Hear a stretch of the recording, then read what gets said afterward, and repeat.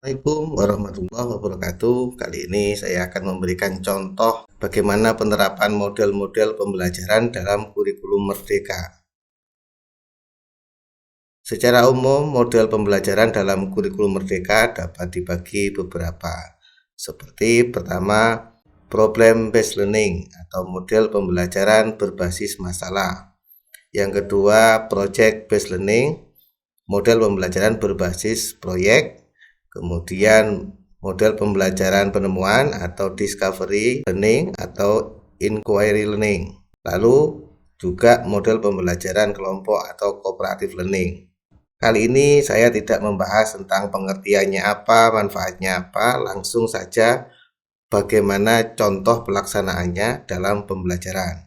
Mari kita bahas satu persatu. Yang pertama yaitu PBL. Contoh sintaks dalam PBL, khususnya misalnya ini saya kasih contoh pada mata pelajaran PAI ya. Yang pertama adalah orientasi siswa pada masalah ya. Contohnya misalnya seperti ini. Guru mengajukan masalah tentang toleransi beragama di lingkungan sekolah. Nah, ketika guru mengajukan masalah atau menunjukkan masalah, bisa melalui pertanyaan, bisa melalui video atau sumber-sumber lain yang bisa diidentifikasi ya. Jadi anak-anak atau siswa itu bisa mengidentifikasi masalah terkait dengan toleransi beragama. Misalnya ketika ada teman atau masyarakat di lingkungan sekitar yang memiliki atau beragama lain seperti apa, itu bisa disajikan dalam bentuk pertanyaan, video, atau sumber lain. Langkah kedua yaitu mengorganisasi siswa untuk belajar. Ini guru membagi siswa ke dalam beberapa kelompok kecil. Ini tergantung jumlah siswa di kelas ya.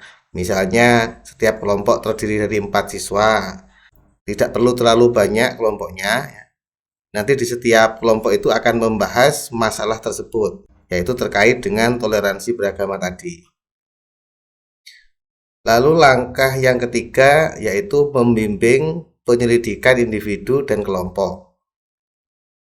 Di sini misalnya siswa mencari dalil-dalil tentang toleransi dari ayat atau hadis ya, atau contoh-contoh Rasulullah dalam berinteraksi dengan non-muslim. Nanti anak-anak itu bisa diberikan buku atau referensi lain, misalnya disuruh browsing melalui Google atau referensi yang lain yang tersedia di sekolah atau madrasah. Anak disuruh mencari dalil-dalil terkait dengan toleransi beragama, baik itu ayat maupun dari hadis. Ketika sudah menemukan dalil-dalil tadi, lalu tahap selanjutnya mengembangkan dan menyajikan hasil kerja. Ini misalnya kelompok itu mempresentasikan tentang penerapan toleransi beragama di lingkungan sekolah. Sudah disajikan ya, lalu ditampilkan bisa dalam bentuk PPT atau dalam bentuk lembaran-lembaran atau lembar kerja ya. Lalu nanti setiap kelompok mempresentasikan hasil kerjanya, khususnya terkait dengan toleransi beragama di lingkungan sekolah dan contoh-contohnya seperti apa. Misalnya ketika berbeda agama seperti apa nanti sikapnya, ketika beribadah kemudian di situ ada gereja, ada masjid bersebelahan, nanti bagaimana sikapnya. Ini disajikan dan didasarkan dengan dalil ayat atau hadis yang sudah ditemukan. Tahap terakhir yaitu menganalisis dan mengevaluasi proses pemecahan masalah. Nah, di sini adalah guru dan siswa mendiskusikan lebih dalam tentang tantangan-tantangan yang mungkin dihadapi dalam menerapkan toleransi beragama dan bagaimana solusinya. Setelah presentasi, di situ guru dan seluruh kelompok diajak berdiskusi ya, nanti permasalahan yang akan muncul apa, kemudian tantangannya seperti apa, lalu menentukan pemecahan masalah atau alternatif pemecahan masalah untuk mengatasi masalah tersebut seperti apa. Itu nanti disajikan, lalu baru disepakati bersama masalahnya apa, penyebabnya apa, kemudian solusinya apa. dan mencegah tantangan yang akan terjadi itu seperti apa. Intinya PBL seperti itu. Dan masih banyak contoh-contoh yang lain, silahkan dikembangkan sendiri dengan materi atau mata pelajaran yang lain. Yang pasti tahapannya seperti ini. Misalnya contoh yang lain dalam ilmu sains misalnya atau IPA ya. Kita sajikan di proyektor atau melalui video atau gambar seperti ini ya. Anak-anak di sini disuruh menganalisis masalah apa saja yang terjadi pada gambar yang ditampilkan ini. Nanti anak-anak akan merinci, mengidentifikasi masalah. Lalu dengan gambar ini anak-anak juga bisa melihat penyebab terjadinya masalah ini itu apa. Lalu sampai tahapan yang terakhir tadi menemukan sebuah solusi dan tantangannya seperti apa.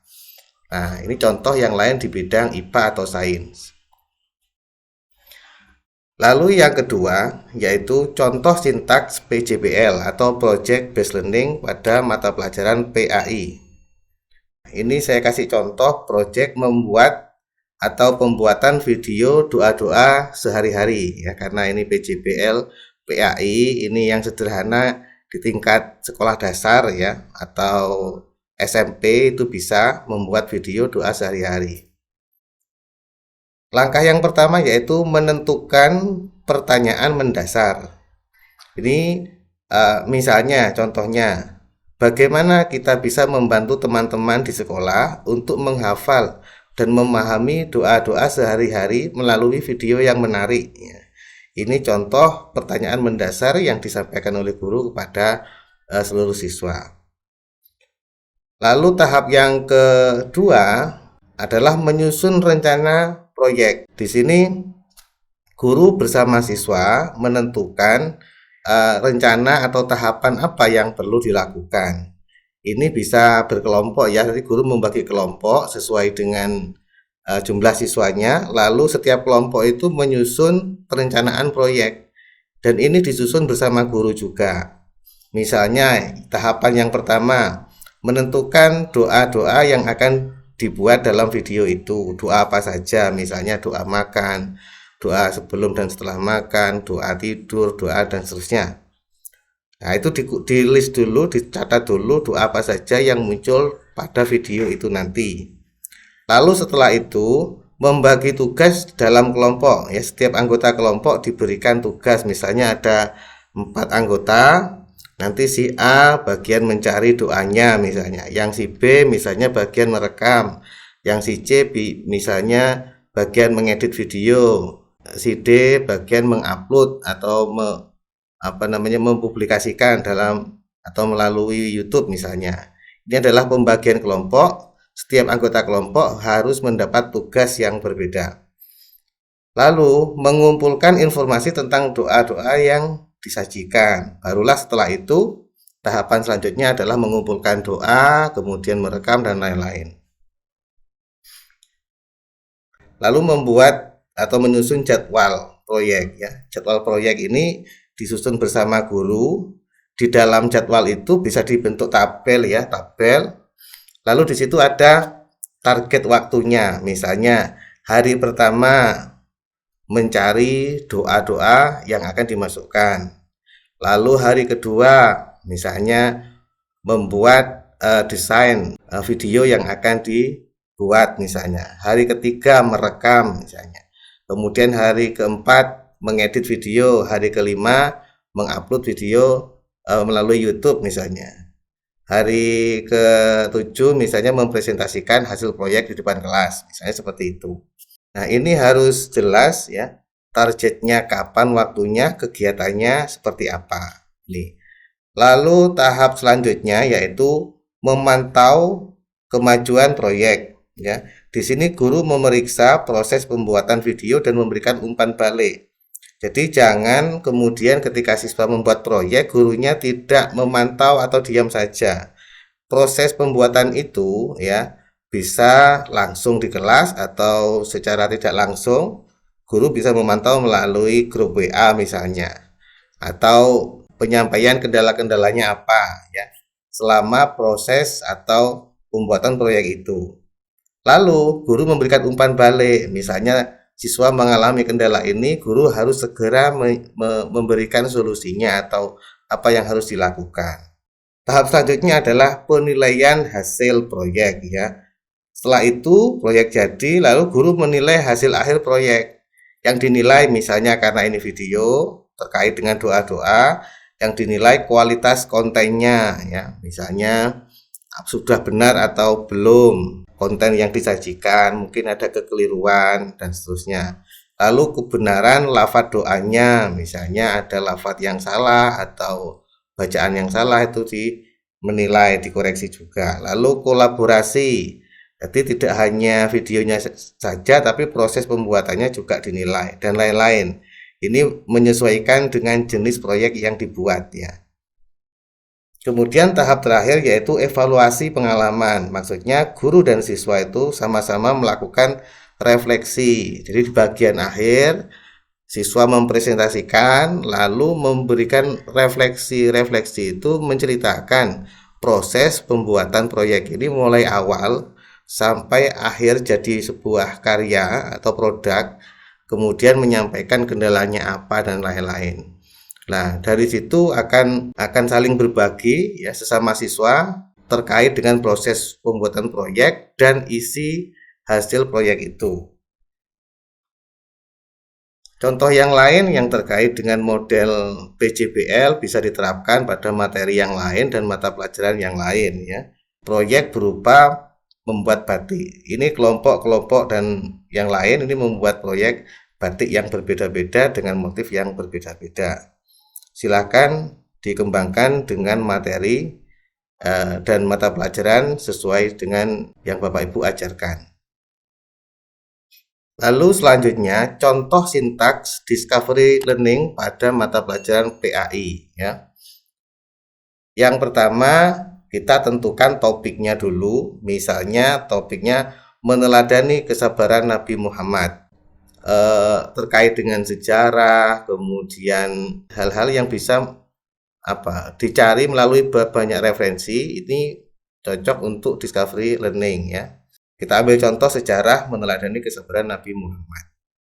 Tahapan yang pertama adalah stimulasi atau pemberian rangsangan terhadap siswa. Tujuannya supaya para siswa itu tertarik atau ingin tahu untuk mencari informasi terkait dengan itu, dengan topik yang kita tentukan itu.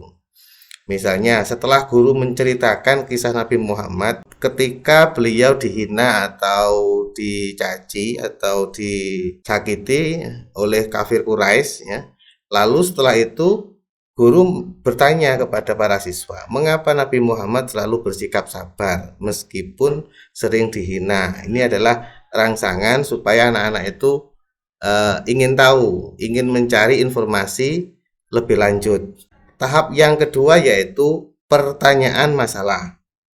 Lalu muncul pertanyaan masalah, bagaimana cara kita meneladani sikap sabar beliau dalam kehidupan sehari-hari. Jadi nanti anak-anak kisah Nabi sudah disampaikan, lalu mengapa Nabi sabar seperti itu, lalu bagaimana penerapan sikap sabar dalam kehidupan sehari-hari siswa. Lalu tahap selanjutnya adalah pengumpulan data.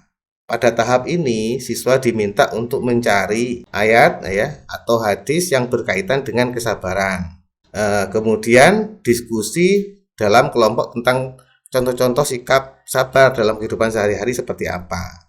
Misalnya dikasih berupa Quran atau hadis atau dari internet atau dari buku, silahkan cari dalil terkait dengan sabar. Lalu setelah itu silahkan ditulis pada lembar kerjanya.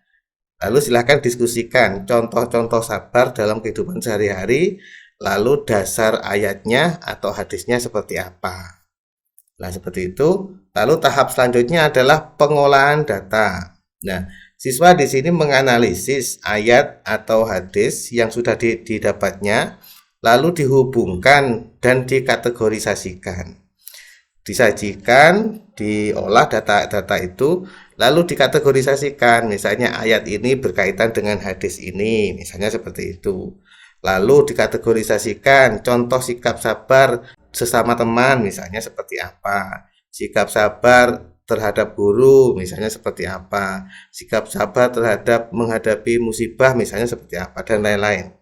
Itu adalah pengolahan data yang dihubungkan dan dikategorisasikan. Setelah itu jadi, tahap berikutnya adalah pembuktian, yaitu membandingkan hasil penemuan mereka dengan sumber-sumber yang lain. Nah, setelah itu kan dipresentasikan di depan, lalu dibandingkan, ditriangulasi istilahnya. Jadi, apakah penemuan mereka itu sudah sesuai dengan referensi yang ada, misalnya berupa buku atau sumber-sumber yang lain, kemudian dibandingkan dengan pendapatnya teman-teman, dibandingkan dengan pendapatnya guru, seperti apa. Nanti ketika ada perbedaan ya atau pertentangan, maka disitulah akan didiskusikan supaya terjadi sinkron, supaya data yang didapat atau disampaikan itu selaras dengan sumber-sumber yang lain. Lalu yang terakhir yaitu penarikan kesimpulan. Jadi setelah dibuktikan, didiskusikan, lalu guru bersama siswa secara bersama-sama menyimpulkan hasil yang sudah didapatnya. Ini contoh lain kegiatan discovery learning ya, penemuan misalnya pada mata pelajaran sains atau IPA itu ada eksperimen tentang sifat benda atau yang lain ya. Lalu intinya adalah pada kegiatan discovery learning itu siswa bisa menemukan informasi dengan sendirinya. Kalau siswa bisa menemukan informasi sendiri, itu lebih paham ya ketimbang siswa diberitahu oleh guru saja. Jadi seperti itu. Nah, model yang lain pada kurikulum Merdeka itu adalah cooperative learning ya. Di sini saya sajikan ragam pembelajaran cooperative learning, itu jenisnya banyak sekali. Intinya adalah pembelajaran kelompok, misalnya jigsaw learning, TGT, NHT, debat aktif, information search, peer teaching, everyone, snowball, drawing, cut shot, index match, dan lain-lain. Ini adalah contoh-contoh ragam pembelajaran kooperatif yang setiap langkah strategi ini akan saya sajikan pada video berikutnya secara terpisah, dan saya sajikan lebih rinci lagi masing-masing strategi ini. Mungkin itu saja kesempatan kali ini. Mohon maaf apabila ada sajian yang kurang berkenan. Terima kasih, semoga bermanfaat.